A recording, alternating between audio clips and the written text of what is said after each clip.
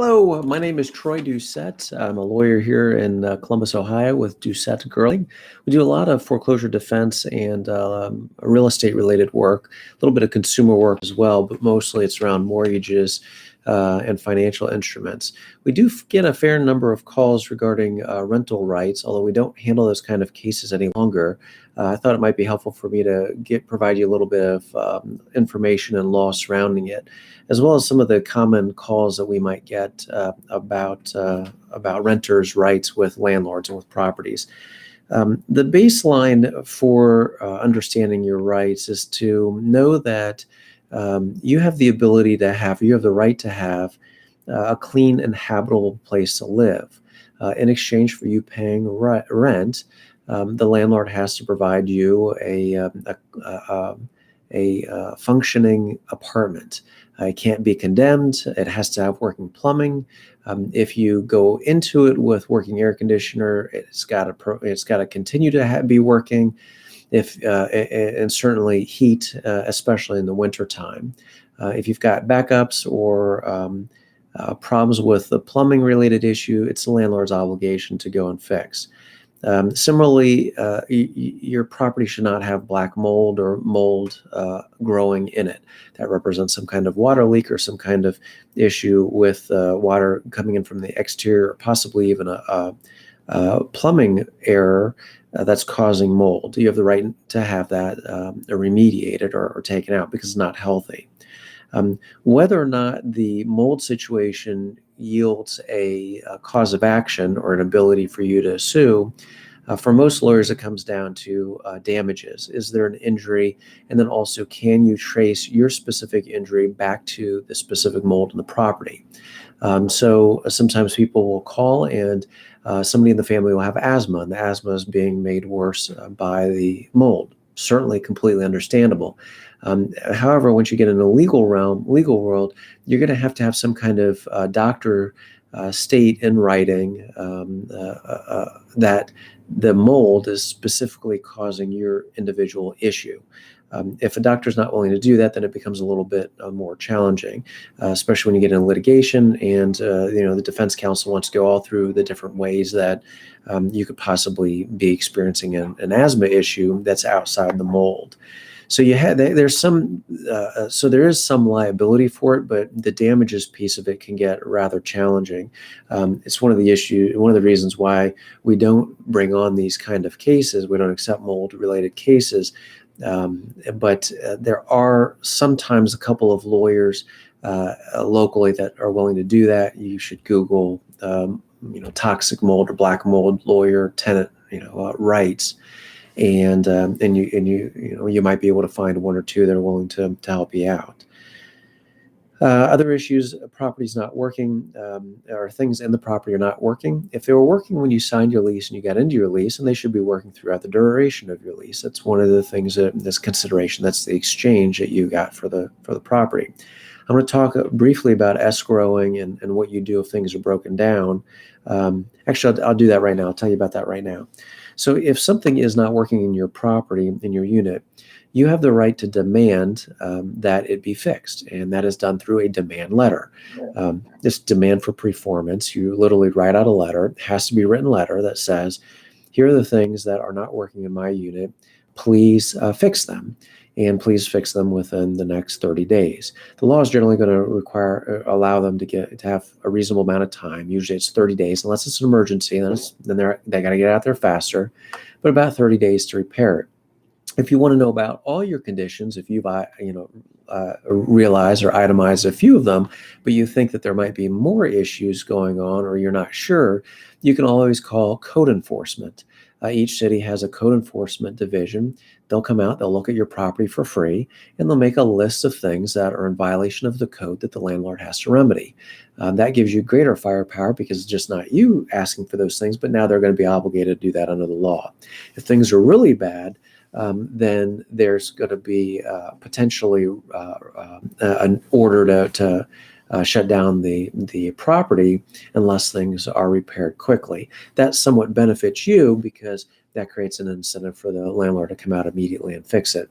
I once had an electric box hanging off the side of my apartment unit, and this is an issue where code enforcement was out on a different issue, and they noticed that, and they required my landlord fix it immediately, which he did. If your landlord doesn't comply with this letter, doesn't fix the things that you ask for, then in Ohio you have the right to begin paying your money into escrow with the clerk of court. The way you do that is you go down to the clerk of court's office, or you can call, or actually today you just Google that your county clerk of court rent escrow, and there are going to be some instructions on how to do that. What that does, what your right is if things aren't repaired, and if you if you put the things in writing to your landlord and they're not repaired within the 30 days, then you can pay your rent to the clerk of court rather than send it to your landlord. And under Ohio law, you're considered paying on time. Nothing the landlord can do. If they try to evict you, you go right down in front of the judge and you say, "Judge, here's my escrow," and that's the end of that. In fact, you probably won't even get to that phase. And then there's a mediation process that they'll have you and the landlord in to try to resolve your differences. You can ask for anything you want, breaching the lease to using some of the money to do the repairs, keeping the money or giving the money to the landlord, or just about anything else you can think of in mediation. Everything is fair game as far as remedies are concerned, or, that you want. But the first step is you actually have to provide the notice. As I said, if something is dangerous, if the dangerous conditions are an emergency, lack of heat in the winter is an emergency, your landlord has to immediately go and fix that. I would recommend texting or emailing if you can, writing a letter if you can, and basically say to them, this is an emergency. If you don't get somebody out here within the next 24 hours, I'm going to hire somebody myself, and then take it out of my rent. You need to put that in writing to the landlord, so you can go into court and show the judge, here I gave them fair warning and this was an emergency, that's why I took this out. Because if they sue you or they try to evict you or they try to knock that value down for what you paid, you need some counterbalance. You're technically not there's no carve out provision for the escrow process for emergencies and you withholding rent. So you have to be prepared that if you do that, they might evict you, and depending on how the judge is feeling that day, that could end up being a problem for you. That the judge doesn't think it's an emergency or doesn't think it's justified, and therefore you either have to pay that money back, or get counsel, or move out, quite frankly. So you should be careful, but or you call, again, code enforcement, have them come out. We also get calls sometimes about moving out early. That there's an argument between the roommates. One person wants to move out early, and the question is, what can you do, or what's possible? If you all signed the lease with the landlord, then probably, most likely, you're all going to be jointly and severally liable for that full amount of rent. So if one of you wants to move out, that person, along with everybody else in the apartment, is all going to remain responsible or liable to the landlord for rent.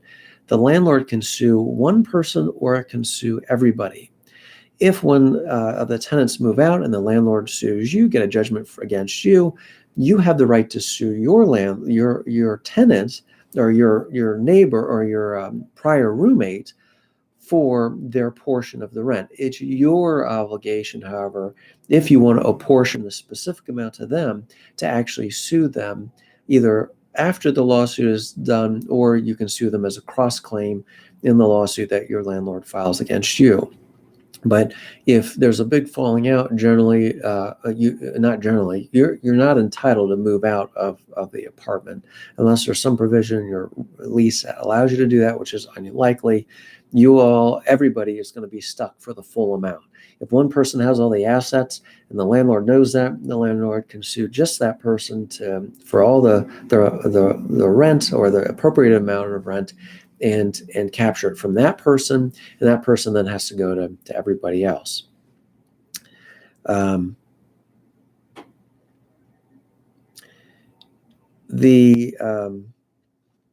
just had a thought about that as well. If the landlord sues that person, I'll try to come back to it here in just a second. But But you can't generally move out early. I know what it was. The damages. So how much can your landlord sue you for? Let's say you breach the rent and you move out, and the landlord sues you. The rental agreement is a contract, so contract law will apply. There's a doctrine within contract law dealing with mitigation of damages, which says that if you breach a contract, the other side has to take actions, has to go out and take actions, affirmative actions, to mitigate their damages. In landlord-tenant law, what this means is if you tell the landlord and if you move out, hey, I'm out, I'm walking from this, the landlord has to immediately put your unit back on the market.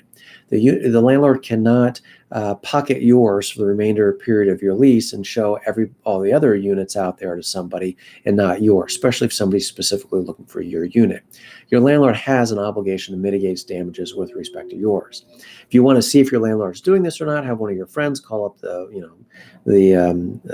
office, say they're looking for a type of unit that you had, and they want to know all available units and see if yours is listed. If it's not listed, then your landlord is not mitigating him or her damages. In that case, your landlord is prohibited under this doctrine from getting damages from you in the amount of money that they failed to mitigate. What that means is if they're going to sue you for 9 more months of rent, but they're not advertising the moment you walk out through the 9 months, then they can't get that 9 months from you. They're not mitigating their damages. That's why generally, at least in Franklin County, when you're dealing with how much you owe on a dollar figure to your landlord, for many cases, you're probably looking at paying your landlord 2 months or having a judgment in the amount of 2 months against you, because the landlord can then go out rent it to somebody else. Similarly, if the landlord does go rent it out or has somebody immediately to rent it to, the landlord doesn't have any damages against you. If they didn't do any work to the property, they had somebody waiting in the wings, somebody moved in immediately after you left, no walls were painted, no cleaning was done, there are no damages that the landlord can get against you for your breach, because they have covered. That's another doctrine within contract law. Covering your damages mean that the other side can't get them from you because they're getting paid from somebody else. Now, if you find somebody else to rent and that person come in right away and their credit's very similar to yours and they're good rental persons, and the landlord terms them, then the landlord is obligated to accept them as a substitute for you, because that's mitigation of damages and you are covering your rent. If the landlord says no, well, then they've got to have some reasonable basis, good faith basis for doing that, to turn that person down. They can't just say, because I want to sue you for the balance. That doesn't work. They need to actually get their money from the new tenants that are present. So the mitigation applies whether you find the tenant, the new tenant, or they find it. In that case, you are going to be out so long as the person you found can stay in that unit for the remainder of your term, even if they have their own new term, and don't move out early. If that person has a new term or subleases from you and moves out early, you very well might be on the hook then for that differential time period for damages. So that's damages in a nutshell, how much your landlord can get to you. Another call we sometimes get is a landlord entering a property without permission. The landlord in Ohio has to give you fair notice. Usually that's 24 hours. And if the landlord gives you 24 hours, they can pretty much come into your unit for just about any reason they want. The only time that they can come in without notice is if there's some kind of emergency. Gas smell comes to mind, or a water pipe bursting or something along those lines. They can't just say, I smelled something through the door, so I thought it was, unless it's, something going up in smoke. But if they smell cigarette smoke or something along those lines, they can't just break down the door and come in. They've got to give you fair notice. Similarly, if they enter your property when you're not there and you have proof that they've done that, you do have some rights under Ohio law. Unfortunately, that right is limited to you moving out and being able to breach your lease right then. So if they come in even once without permission or without notice, permission immediately, or permission being that they're giving you notice, they don't actually need your permission. You can say no, but they're still allowed to come in if they give proper notice, 24 hours. But if they come in without giving you notice, then your remedy is to move out of the property. Um, so dealing with, well, I mentioned conflicts and conflicts with your roommates, but there can also be conflicts with your neighbors. Your landlord generally has an obligation to provide you a safe and habitable place to live. If the neighbors are engaged in activity which is dangerous to you or everybody around them, then your landlord has an obligation under the law to remedy that with them, and that might be evicting those people. This can be violence related, it can be drugs related, safety related issues with any of your neighbors. Your landlord has to take action. Similarly, if your landlord believes that you've done something that you're not supposed to be doing, or you're creating an unsafe environment, then you might risk that the landlord asks you to move or tries to evict you. Then you're going to have to go to court and establish with the judge that it wasn't you, or that the concerns are not there or are not true. But your rights under that provision or that contract law is to force your landlord or ask your landlord to remedy the problem. You don't necessarily have the right to sue your neighbor directly unless they directly injure you. So you need to ask your landlord or bring an action against your landlord to force them to do it or to let you out of the lease if you so desire, which they might be willing to do.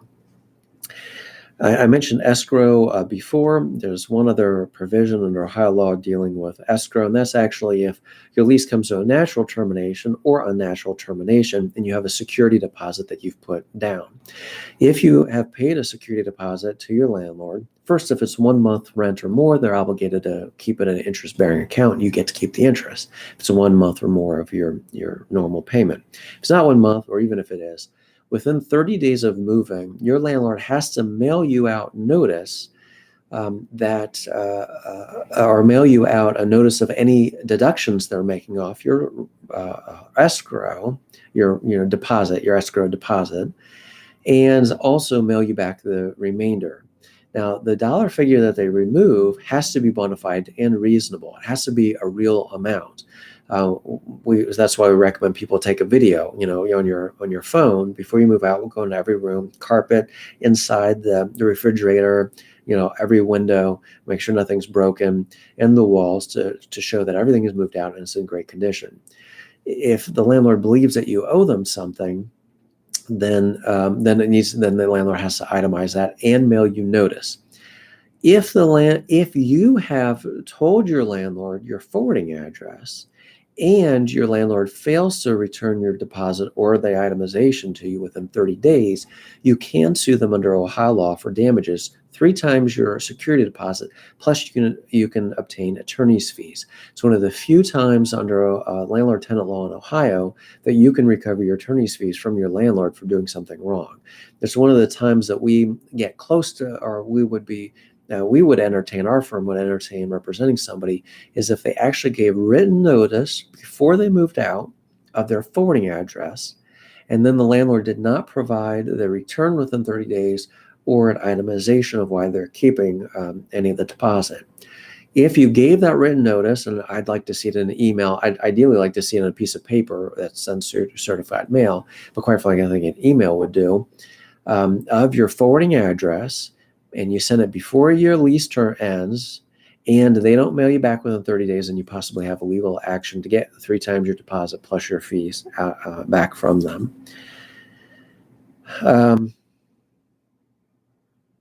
I think that actually my notes here, I've got some duplicates on things that I've already gone through and talked to you about.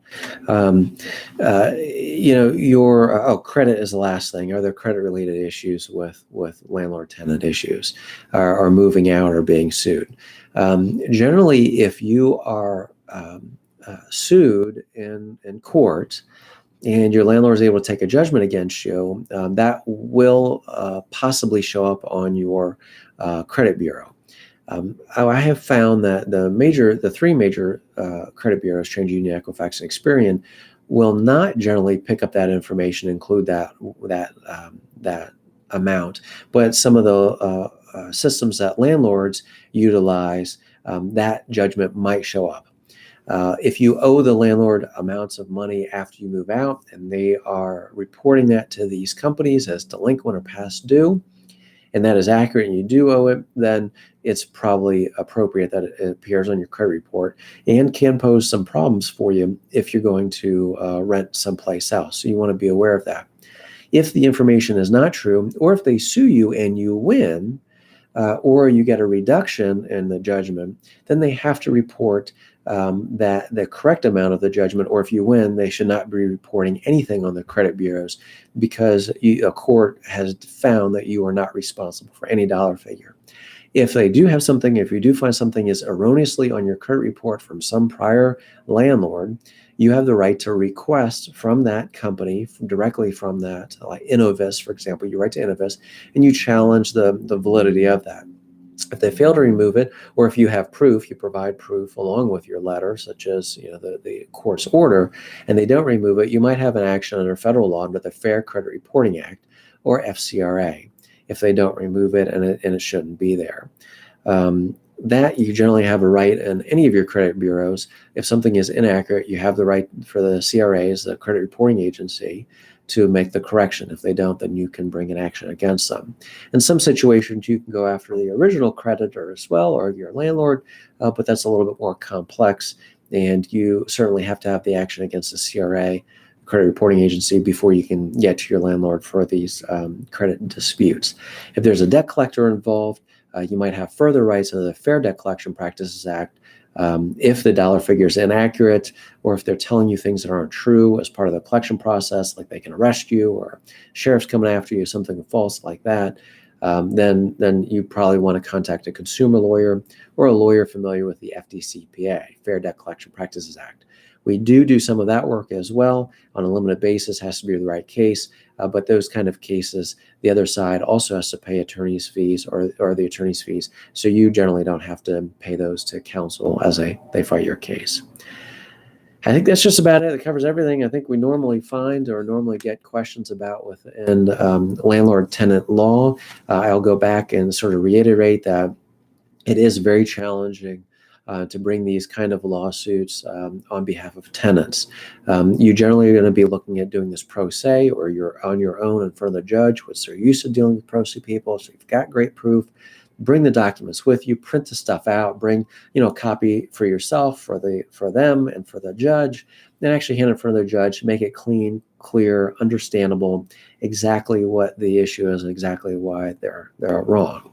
If it takes you 50 pages of text in order to explain that out, don't expect to win your case, because it's just going to be very challenging or convoluted for anybody to understand. You should be able to reduce the overall picture within a paragraph that's no more than a half of a page. If you feel like you need 50 pages, fine.